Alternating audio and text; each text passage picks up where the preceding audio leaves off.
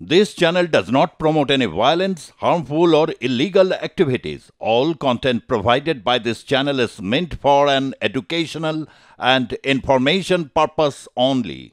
ভারত বাংলাদেশ সীমান্ত অর্থাৎ সেই সীমান্তে উত্তেজনা বৃদ্ধি পাচ্ছে। বিভিন্ন জায়গাতে দেখা যাচ্ছে যে বাংলাদেশের যারা রয়েছেন তারা কিন্তু কোথাও বা বাংকার তৈরি করছেন, কোথাও বা সীমান্ত ঘেঁষে একেবারে রাস্তা তৈরি হচ্ছে। কিন্তু কেন, সেটা নিয়ে প্রশ্ন উঠতে শুরু করেছে। এই মুহূর্তে নদিয়ার মাঝদিয়া ছবি আমরা আপনাদের সামনে তুলে ধরছি। শুক্র এবং শনিবার দুদিন মিলিয়ে 4টি বাংকারের খোঁজ পাওয়া গিয়েছিল। সেই বাংকারগুলো থেকে কাফ সিরাপ উদ্ধার হয়েছিল। কিন্তু প্রশ্ন হচ্ছে, এই বাংকারগুলো কেন তৈরি করা হয়েছিল? শুধুমাত্র কি মাদক পাচারের জন্য, নাকি নেপথ্যে অন্য কোনো কারণ ছিল?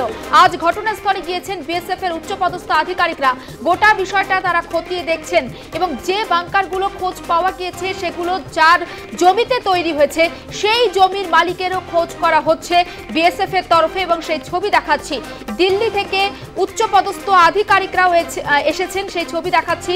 নদিয়ার মাঝদিয়াতে মাপজোক চলছে, উদ্ধার হয়েছে বাংকার। ঘটনাস্থলে বিএসএফ এর উচ্চপদস্থ আধিকারিকরা গোটা বিষয়টা তারা খতিয়ে দেখছেন। এলাকার বাসিন্দাদের সঙ্গে তারা কথা বলবেন এবং জানার চেষ্টা করবেন যে বাংকারগুলো তৈরি হয়েছে এলাকার বাসিন্দারা সত্যিই কি কিছু জানতেন না, নাকি জানা সত্ত্বেও তারা কিছুই জানাননি? নেপথ্যে কি শুধুমাত্র এই মাদক চোরাচালানকারী, নাকি অন্য কোনো কারণ থাকতে পারে?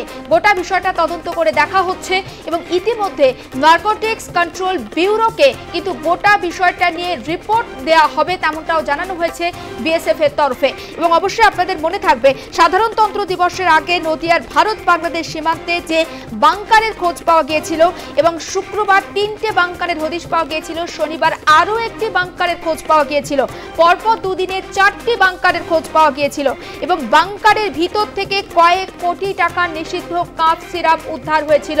আর সেটা নিয়েই কিন্তু রহস্য দানা বাঁধছে। ওপার বাংলার পরিস্থিতি উত্তপ্ত এবং তারই মধ্যে এই বাংকারের খোঁজ। আমরা কথা বলবো আমাদের প্রতিনিধি বিশ্বজিৎ দেবনাথ, সরাসরি রয়েছেন আমাদের সঙ্গে। বিশ্বজিৎ, ছবি দেখাচ্ছি বিএসএফ এর উচ্চপদস্থ আধিকারিকরা তারা সেখানে পৌঁছে গিয়েছেন। মূলত কি উদ্দেশ্যে তারা গিয়েছেন, কি কি জিনিস খতিয়ে দেখা হচ্ছে? দেখো, গতকালকে কিন্তু 4খানা বাংকার কিন্তু কৃষ্ণগঞ্জ মাঝদিয়ায়, যেটা কৃষ্ণগঞ্জ মাঝদিয়া কলেজ পাড়ায় কিন্তু 4টি বাংকার, তার মধ্যে কয়েকশো কোটি টাকার ফেন্সি ডিল কিন্তু বিএসএফ আধিকারিকরা কিন্তু কালকে বাজেয়াপ্ত করলেন। পাশাপাশি গত দুদিন ধরে যে তারা বিএসএফ আধিকারিকরা যে গত পরশুদিন দুপুর 2টোর সময় গোপন সূত্রে খবর পেয়ে মাঝদিয়া যে কলেজ পাড়ায় সেখানে কিন্তু 4টি বাংকার, চাষের জমিতে 4টি বাংকার, সেখানে চাষের জমি প্রায় ওখানে ঘোষের একটি কোনো চাষের জমি, এরকম জানা গেছে আমরা বিএসএফ সূত্রে। আজকে কিন্তু দিল্লির প্রতিনিধি দল কিন্তু বিএসএফ এর আধিকারিকরা কিন্তু দিল্লির প্রতিনিধি বিএসএফ এর যে টিম টোটালি কিন্তু তারা কিন্তু পরিদর্শন করতেন। আর কোথায় কোথায় বাংকার আছে, কোথায় কোথায় তারা কিভাবে নিয়ে যেতেন বা বাংলাদেশে সেই ফেন্সি ডিল বা সোনার কারবারি বিভিন্ন চোরাচালান সে কিভাবে নিয়ে যেতেন, টোটাল খুঁটিনাটি তদন্ত কিন্তু সকাল থেকে কিন্তু সকাল 10টার থেকে প্রায় 10টার কাছাকাছি, বেশি 10টার থেকে প্রায় 9টা পর্যন্ত তারা কিন্তু 1 ঘন্টা পরিদর্শন করলেন। দিল্লির যে প্রতিনিধি দল গতকালকে রাত্রে কিন্তু তারা গেদে বাংলাদেশে ছিলেন বা গেদে স্টেশনের পাশে কিন্তু তারা বিএসএফ দপ্তরে ছিলেন। দপ্তর থেকে তারা বিএসএফ এর আধিকারিকরা তাদেরকে নিয়ে দিল্লির যে প্রতিনিধি দল বিএসএফ তাদেরকে পুরো পরিদর্শন করলেন, এরকম জানা গেছে।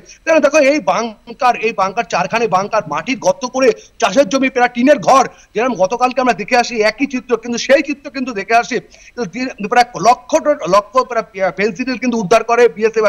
রাজ্য পুলিশের কোনো ভূমিকা নেই, কারণ সাধারণ বাসিন্দারা যেটা কোনো তারা মুখ খুললেই কিন্তু তাদেরকে মারধর করবেন সেরকমই হুমকি। সেই জন্য তারা কিন্তু গতকালকে কিন্তু কার জমি, কিভাবে ফেন্সি ডিল আসতো, কিভাবে কোথা থেকে আসতো, সেই নিয়ে কিন্তু শুধু সাধারণ বাসিন্দারা কলেজ পাড়া। একদম বিশ্বজিৎ, তুমি বারবার বলছো, অর্থাৎ যে ব্যক্তির জমিতে এই বাংকারগুলো তৈরি হয়েছে সেই ব্যক্তির কি কোনো রকম কোনো খোঁজ পাওয়া গিয়েছে? যার জমিতে এই বাংকার তৈরি হচ্ছে তিনি কি আদেও কিছু জানতেন? তিনি কিন্তু আদে সম্পূর্ণ জানতেন। এই বাংকার কিন্তু 1 মাস 2 মাসের না, প্রায় 4 থেকে 5 বছর কিন্তু এই বাংকার সারা পশ্চিমবাংলা, সারা ভারতবর্ষের কিন্তু এই ফেন্সি ডিল চোরাচালান এই মাঝদিয়ার কিন্তু এইখানে রাখতো। এরকমই আমরা গতকালকে সূত্রে খবর পেয়েছি, যেখান থেকে কারেন্টই মানে বিদ্যুৎকে চাষের জমিতে নিয়ে গেছিলেন বা টিনের ঘরে, সেই বাড়ির মালিকের সাথে আমরা কথা বলেছিলাম, তিনি কোনো সউত্তর দিতে পারেননি।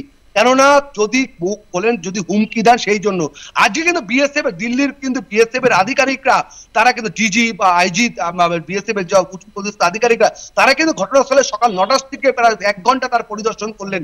কেননা আরো যদি বাংকার হয়ে থাকে সেই জন্য কিন্তু তারা কিন্তু আজ পরিদর্শন করলেন। পাশাপাশি যে করিম যেটা হচ্ছে যেটা বাংলাদেশ সীমান্ত এতে বাংলাদেশ যেখানে বিভিন্ন জায়গায় তার কাটালে সেখানে কিন্তু পরিদর্শন করলেন। কেননা আজকে কিন্তু 26শে জানুয়ারি, সেখানে কিন্তু সকাল থেকে যেন পতাকা উত্তোলন করেই কিন্তু তারা কিন্তু বিএসএফ আধিকারিকরা কিন্তু তারা কিন্তু মাঠে যেখানে বাংকার গুলো ধরে কলেজ পাড়ায় মাঝদিয়া কলেজ পাড়ায় সেখানে কিন্তু পরিদর্শন করলেন। কারণ আরো কিন্তু পেতে পারে সেই সম্ভাবনা কিন্তু আরো আছে এরকমই। কারণ যে পরিমাণে এই বর্ডার দিয়ে কিন্তু ফেন্সিডিল পার হয়, কেননা ওখান থেকে 2 কিলোমিটার বর্ডার আর ওখান থেকে 5 কিলোমিটার হচ্ছে মাঝদিয়া থানা। তাহলে কি পুলিশ জানতো না? সেই সউত্তর কিন্তু আমরা গ্রামবাসীর থেকে পাইনি। তাহলে যদি মুখ খোলে তাহলে তাদেরকে মারধর করা হবে, খুব কি দেওয়া হয়েছে সেই জন্য। এই টোটাল জায়গাটা হচ্ছে ঘোষের পরিবারের জমি। সেই জমি কিন্তু ঘোষ পরিবারের জমি। গতকালকে রাত্রে কিন্তু আমরা জানতে পেরেছি ঘোষ পরিবারের জমি তিনি কিন্তু এখনো পর্যন্ত অধরা, কিন্তু পালিয়ে রয়েছে এরকম জানা গেছে। এখনো পর্যন্ত কৃষ্ণগঞ্জ থানা পুলিশ অভিযোগের ভিত্তিতে এখনো তদন্ত শুরু করেছে। এখনো তদন্ত পুলিশ কিন্তু কাউকে আটক করেছে। বিএসএফ এর তারা বিএসএফ যে পরিমাণে কাজ করছেন, বর্ডার নিরাপত্তা যেরকম বাড়াচ্ছেন, এর পাশাপাশি ফেন্সিডিল উদ্ধার করছেন, সোনার বিস্কুট উদ্ধার করছেন, সেই চিত্র গত কদিন আগে একেবারে নজর রাখবে। সুচিত, পরে আবারও তোমার সঙ্গে কথা বলবো। আপাতত তোমাকে ধন্যবাদ।